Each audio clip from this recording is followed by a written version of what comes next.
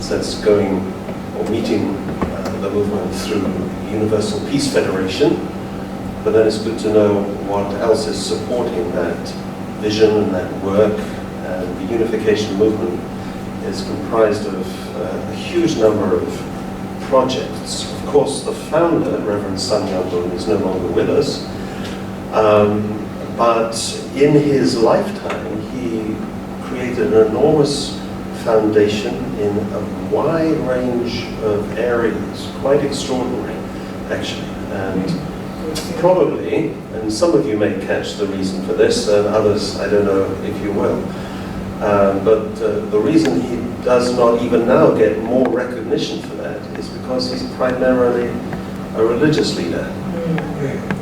It's the kind of perversity of our culture and our society, you know, that is the case.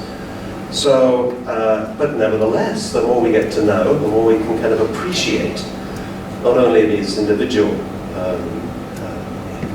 efforts or projects, but I think also the way in which they are indeed kind of harmonized together by a common vision, and as Robin was saying, like a culture, really. So when things kind of naturally come together and develop and grow kind of organically, I think a culture comes about. You don't believe you can sit down and create one. You have to just let it evolve, really. So today I can't really be comprehensive about my topic, A, because of my own limits to my knowledge, but also I don't think it helps just to list a lot of different projects as if just the amount was important. I don't think that's the case, but I've chosen a few projects in this cultural and educational area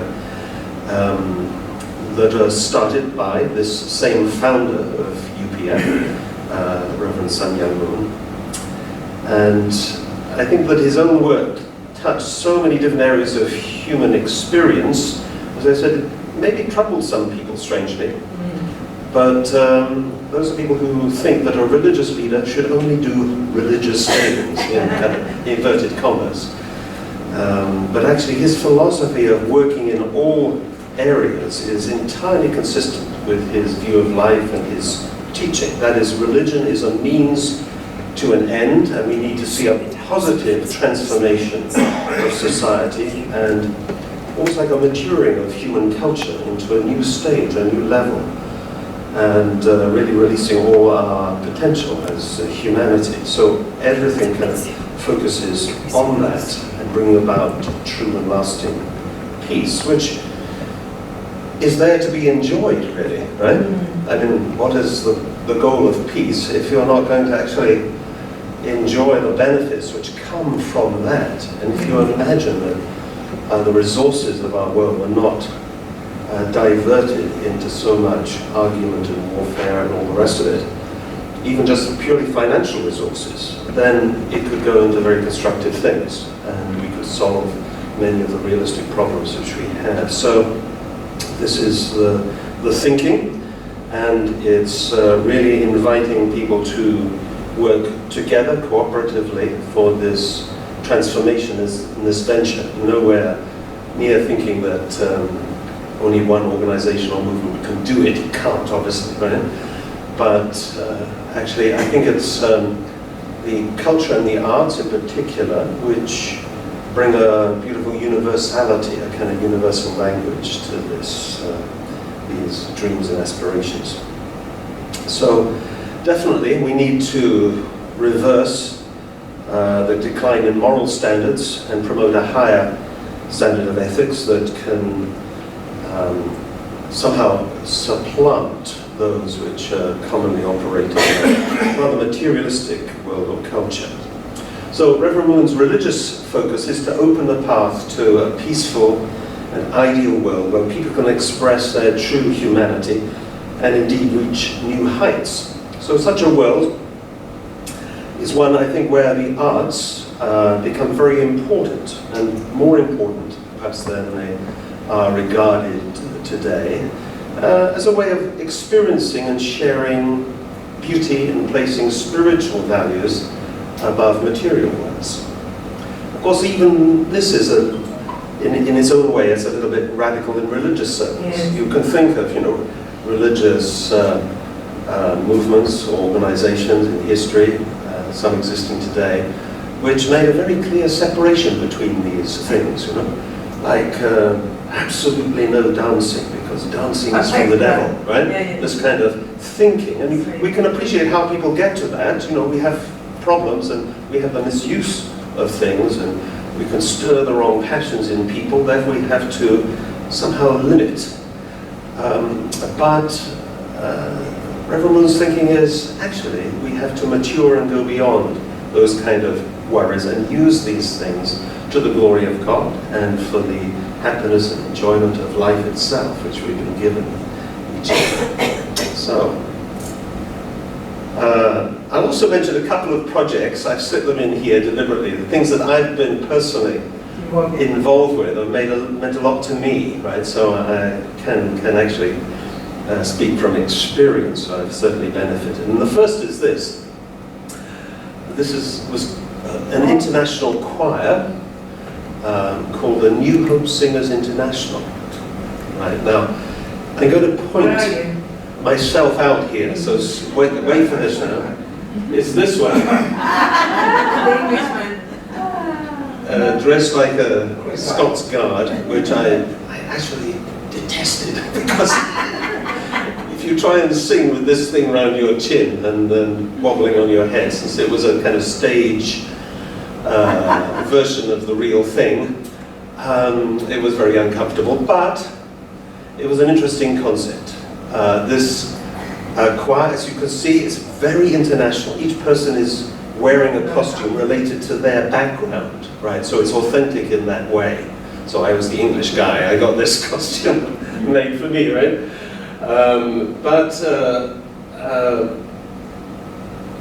So part of the ethos of this music group was to break down barriers. So we would learn and sing songs in all kinds of different languages. Wow. I still know several songs in Japanese, even though I don't know what the words mean at all. I just had to learn them, so I'm sorry.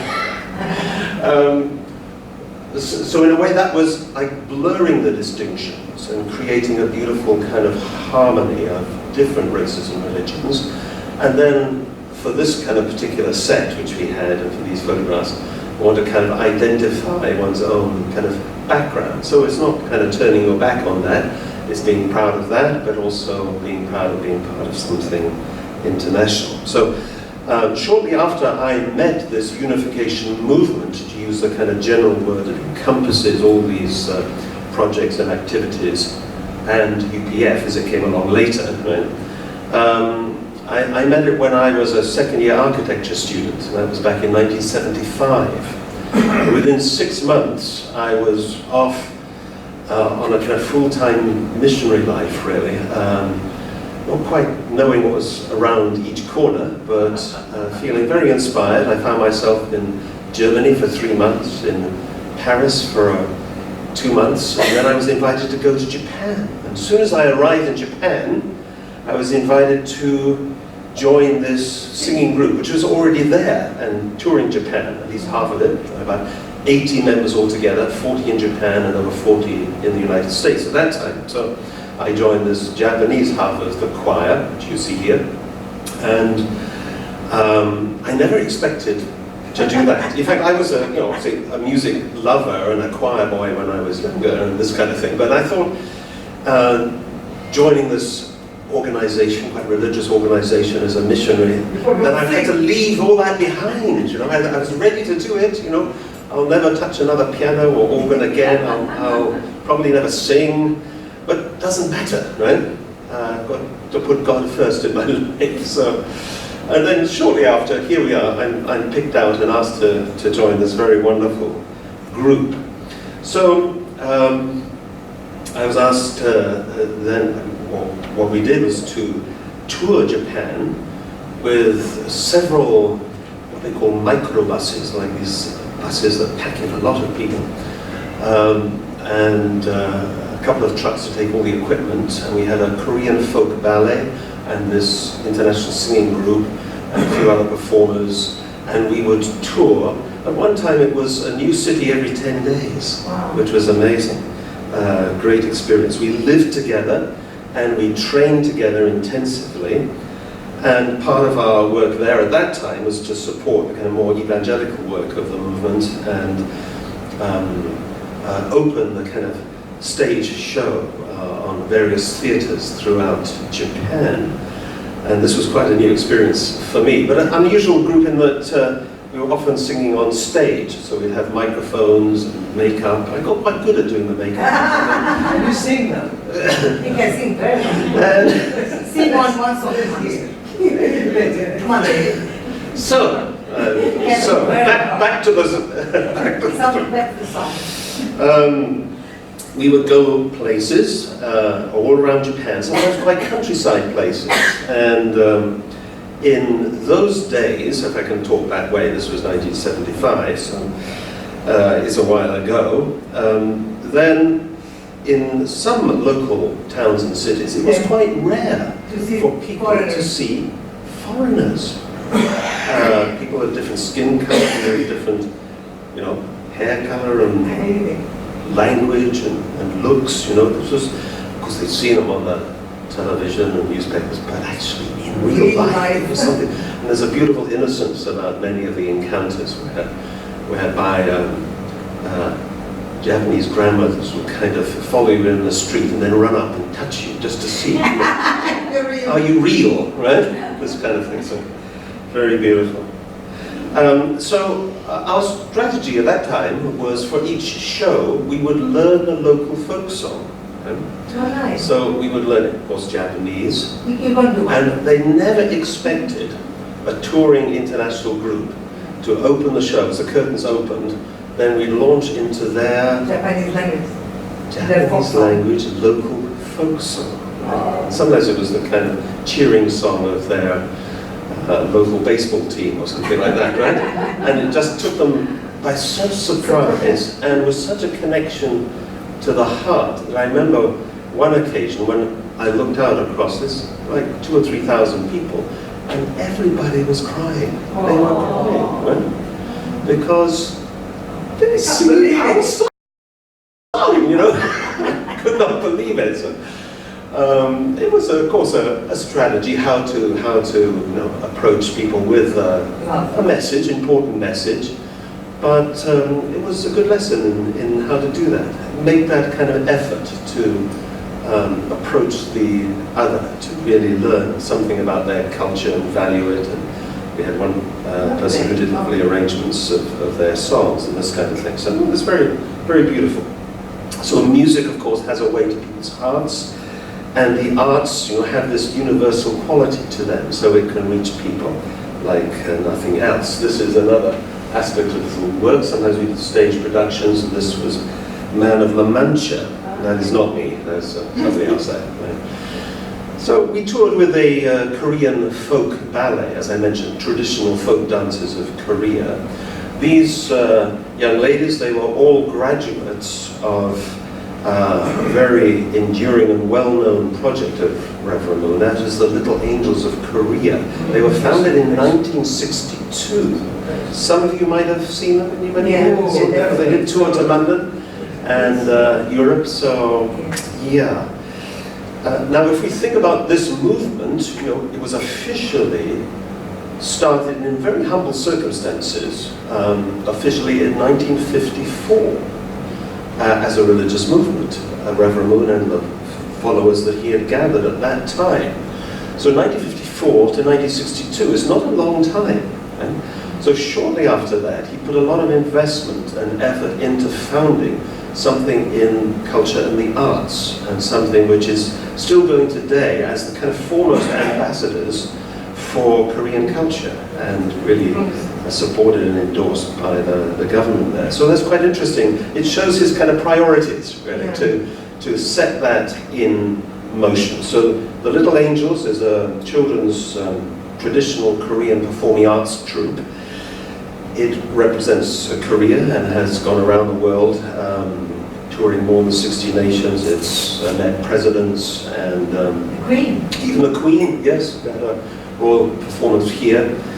And in 2010 to 2011, which is maybe when some of you remember seeing them, they conducted a tour to express gratitude to the 22 nations that took part in the Korean War. 16 in active fighting under United Nations, and the others were supporting through medical services and other means. So it was a way for representing Korea to go and thank those, especially while they were still surviving veterans. So it was very touching and very beautiful to see. Robin was very instrumental in organizing a special ceremony there in St. Paul's Cathedral at that time. Remember that, Robin? Yeah. I came across photos of that as well. I was looking for that. So here's Reverend Moon's words, though, about the founding of this Little Angels. And here's the Little Angels themselves. There's Reverend Sun Myung Moon with his wife, Dr. Han Moon. In the middle of that group, he's in the blue suit. He's meeting a veteran there and shaking hands. And those in the little uniforms, these are Little Angels participants, part of the troop. And they're here in their kind of singing formation on the picture on the right. They're singing for Philippine president at that time. So great ambassadors. But he said here, I received much opposition while creating a children's dance company. While other people ate boiled rice, we ate coarse barley rice. He's really talking about inside his own group and religious movement, actually, right? I think people were wondering, what are you doing, right? You're putting all our funds and our efforts into doing this. Why? He said, pinching pennies in order to share our money. But even as I heard all the criticism, because I loved the Republic of Korea and had the desire to introduce our country to the world, I founded a children's dance company.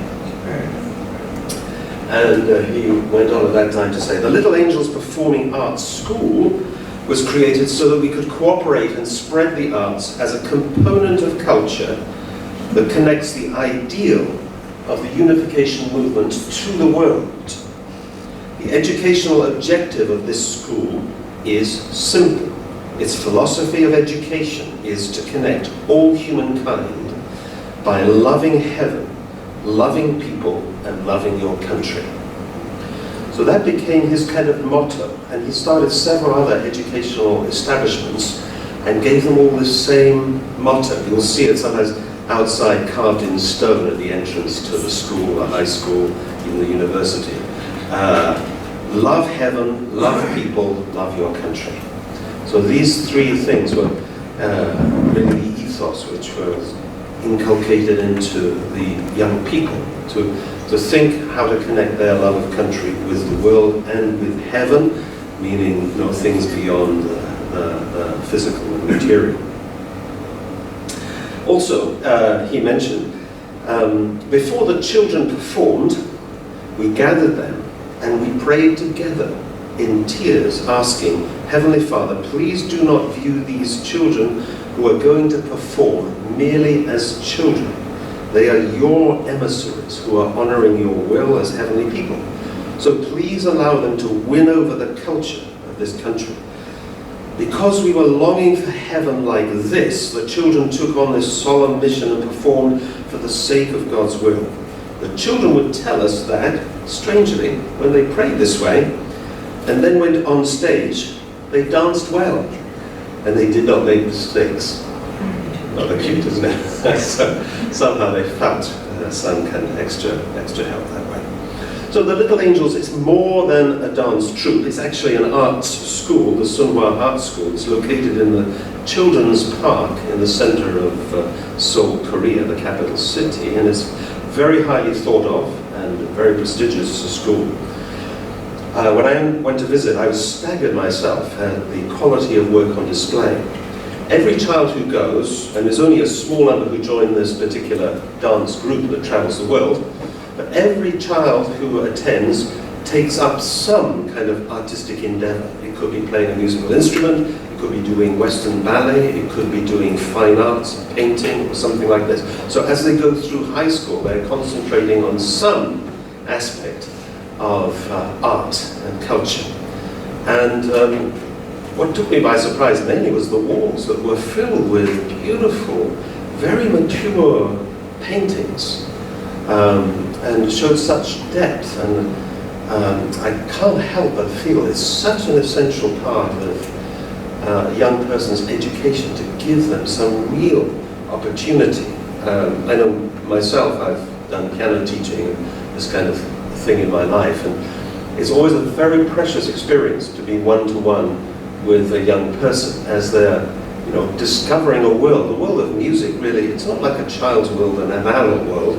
It's just a world of emotions, and I think it gives young people a kind of entrance into a very mature and deep world of emotions and imagination as well. So I really encourage it. I'm sad when I see it's not being emphasized, or it's being cut in this country at the moment, right? So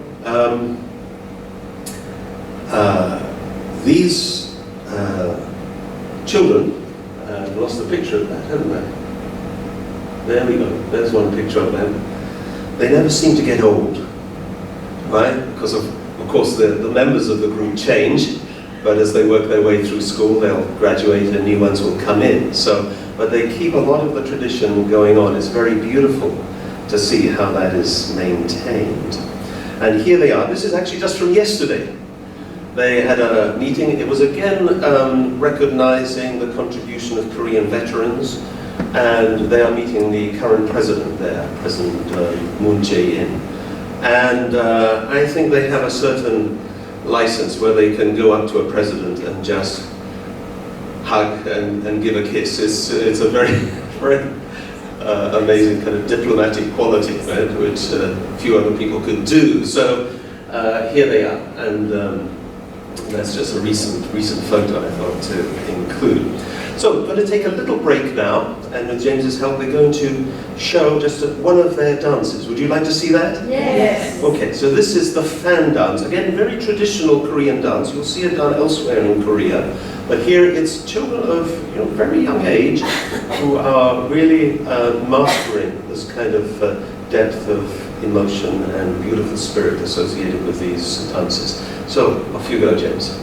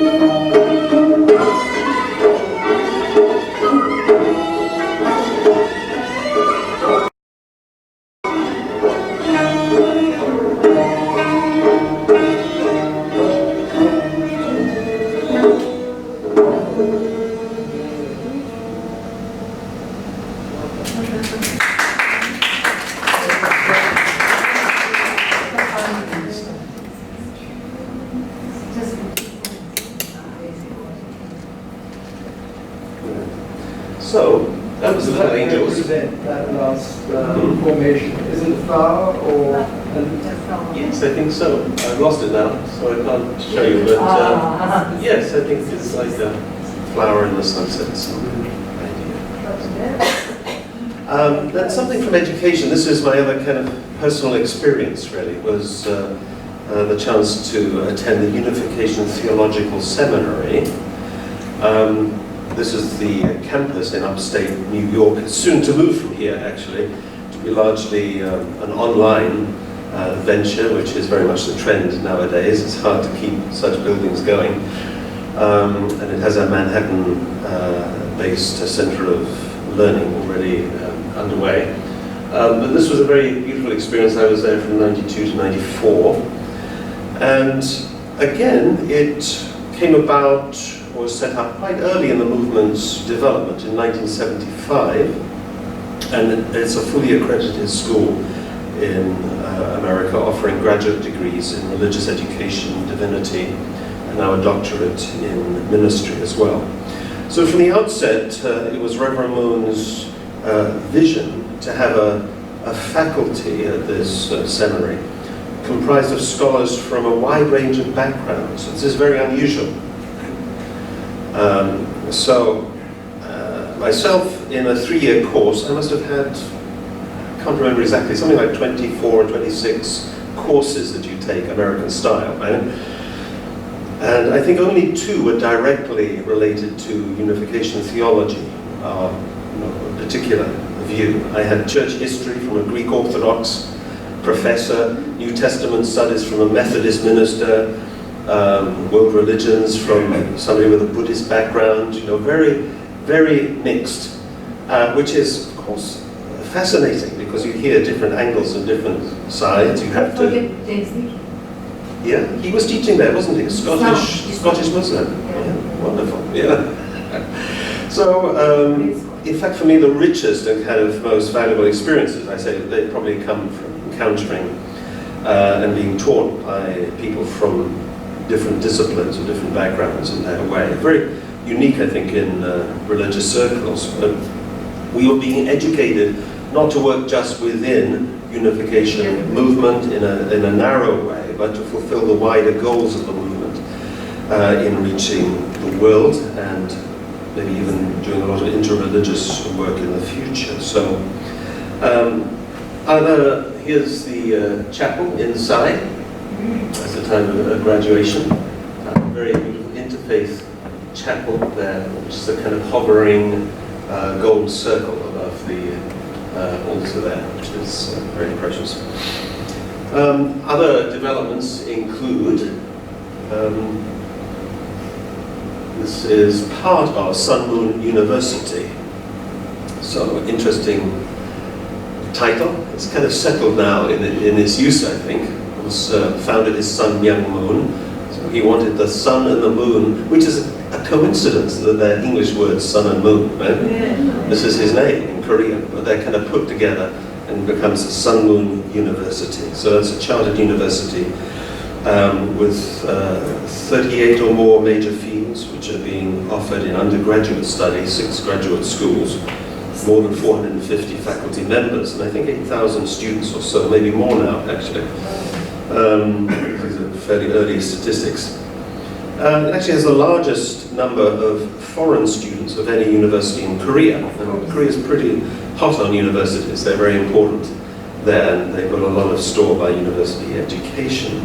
So this Sun Moon University has strong ties to business. In particular, there's a neighboring city with the main Samsung factory, which is pretty much all automated. I was taken to visit it. Quite extraordinary, huge complex with not a person in sight.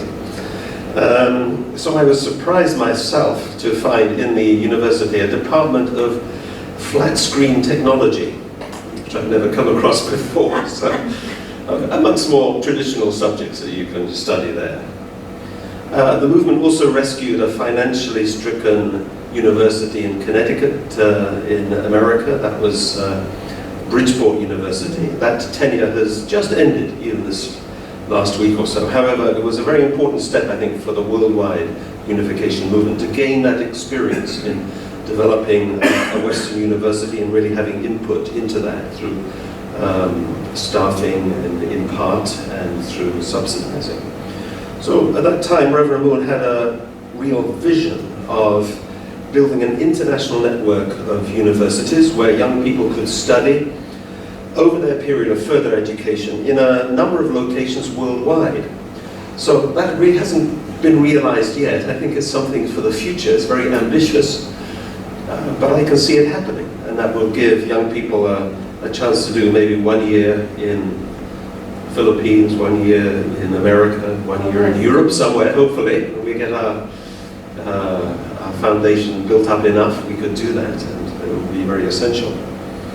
So my own view, though, is that when the ideals of UPF become more recognized and more appreciated, and I think people will study, they'll go back and they'll look at the founders' thinking, and they'll pick up many of these ideas and realize them substantially. That's my hope anyway. I think they're more like heavenly pointers, if you like, for where we need to go in the future, and therefore it's a very valuable resource. I think that's why he puts so much effort in starting many things, even though you can't see them to fruition in your lifetime. So in Korea and increasingly in other parts of the world, the movement is setting up and running schools from kindergartens to high schools and onwards to foster a high level of academic excellence. That's certainly true, but perhaps more importantly, a high standard of moral and character education. To return to the arts, this is the Universal Ballet, which was also founded. This is Western-style ballet at its best. And Father Moon started this in Korea with a branch in Washington, D.C. as well, with associated academies where people can go to have their schooling, but also learn the practice of Western-style ballet dancing. So they've just been touring, actually, and they were in Paris for 4 nights. They've just finished a tour of 4 nights in Paris, performing Tchaikovsky's Swan Lake, and apparently sold out and packed every night, so it went very successfully. And it's not an easy thing to start a ballet company from scratch. Yeah. Very ambitious, really. And along with the ballet company, as I mentioned, there are ballet schools, both in Korea and in America. This is called the Universal Ballet Academy. So about dance, Reverend Moon says, I think I have a quotation, he says, in culture, what occupies the preeminent position are the fine arts. The fine arts include painting, however, things of beauty should not all be static, as paintings are. There needs to be living art as well, and dancing is a composite, living art form. This is particularly true of ballet. Dancing is an art that sometimes represents the folk culture of a nation, and in ballet, the ballerina stands on the tip of her toes and rises, and thus she is praising God. Having the background of such a traditional philosophy, ballet is the supreme art of Western civilization. But he adds, what has become of it today? Even its music has been corrupted and completely submerged in carnal heathenism. I revived it to its original form and brought it back on track. No matter how else the world may criticize me, they cannot help but praise me for laying such a foundation in the field of culture, starting decades ago. There's no one who opposes me in this. Actually, the New York Times wrote, Universal Ballet Academy is the Harvard of ballet schools. And to achieve this, there has to be built a real bridge between USA and the Soviet Union, as it was in that, when he started this out, it was still Soviet Union. So it was quite a bold move, really, to establish this, with special links to the Kirov Ballet, one of the major 2 in Russia. And underpinning these efforts and other efforts, of course, in the cultural area and educational area within the unification movement are ideas. And the ideas that those of you who got to know UPF already, you've met these in various forms, in the principles of peace, which are shared in our seminars, etc. Many of the projects that are based on these.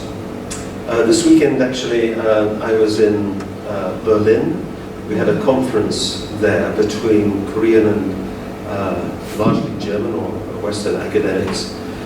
A symposium. One day was on the ways in which the experience of Germany's reunification, this kind of momentous reunification between East and West Germany, how that can advise and support the very necessary and longed for reunification of the two Koreas, because it's a divided nation, really one people divided between North and South, and that's been a long-term goal of the movement and the founder. The second day of this conference was a meeting to discuss ideas within the unification movement, what's called unification thought, which is the kind of philosophical angle to all of this. And Unification Thought Institute was founded back in 1972, again quite early, and out of this work, based on Reverend Moon's teaching, came a critique and a counter-proposal to communism, which was, and this teaching was actually very instrumental in the downfall of that materialistic, atheistic ideology, discrediting the kind of foundations of that in Marxism, Leninism. And you can say that the 70-year experiment, I like to call it, of communism, it proved how damaging it can be if you don't get your foundational ideas right. So unification thought, as we call it, or sometimes it's just referred to as Godism, or headwing thought is another term. It's set to function perhaps in the same way that Marxism was functioning and still continues to do in many of our universities and places of learning, but influencing all areas of human life. And but of course, the goals are different, or what is achieved is different, really promoting genuine peace and harmony in society. The three main tenets, of course, are promoting interdependence, mutual prosperity, and universally shared values. You'll come across UPF using these three kind of elements as core elements for the kind of basis of the society which we'd like to see flourish, really, and develop.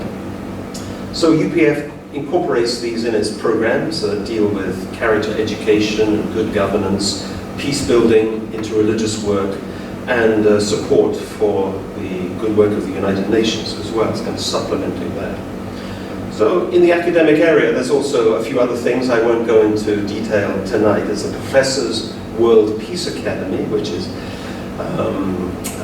bringing scholars together, again from a very large number of countries. I think it has bases in about 180 countries. So it gives a wide range of international exchange between scholars in universities. And also, long-running program was the International Conference on the Unity of the Sciences, which brings scholars together, including in its history many Nobel laureates, to consider the question of science and universal values. Usually values and science are kind of pretty much kept apart. But this is really challenging scientists to think about the implications and the value aspect of their work in an age when disciplines, are becoming more and more narrowly focused as people go deeper into individual areas. So these conferences brought together people internationally, which is a big bonus, and also across disciplines, which is a big bonus. And people really valued this. So that's being revived now, at least once a year. We have some conferences in that mold. So tonight I could only really introduce to you a few kind of developments in the areas of culture, education, that spring from this work, and you can say vision, of Reverend and Mrs. Sangha-moon. I hope it gives you a kind of sense, at least a hopeful sense, of even greater things to come. It's the beginning, I believe, of we should expect and hope for, work for a true kind of cultural revolution, the best quality, to bring a culture of heart, and we like that phrase as well in UPF, a culture of heart, where our genuine kind of God-given humanity can be expressed and can be developed. So that's the goal.